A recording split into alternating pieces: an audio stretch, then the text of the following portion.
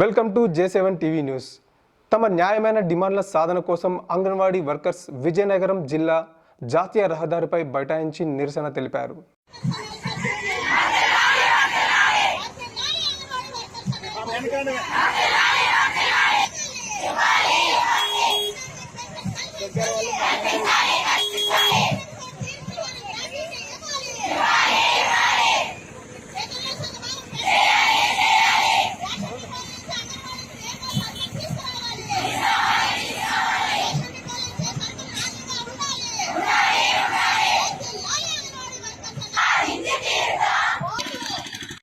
ఇవ్వట్లేదు.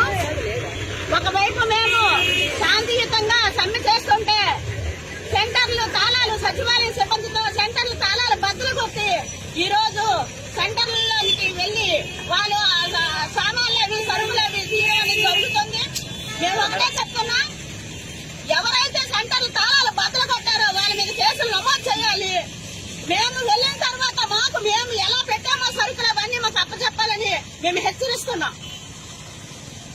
ఒకవైపు తెలంగాణ కన్నా అదనంగా ఇస్తానని జీతం పెంచుతానని హామీ ఇచ్చిన హామీని మేము నెరవేర్చాలని ఈ రోజు కోరుతుంటే ఇవి కొంతమ్మ కోరికలుగా ఈ ప్రభుత్వానికి కనిపిస్తుంది.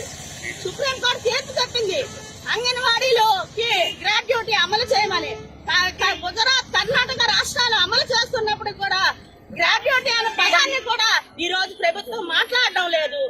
ఒకవైపు రిటైర్మెంట్ బెనిఫిట్స్ 50,000, 20,000 ఇచ్చి చేతులు దులుపుకుంటుంది.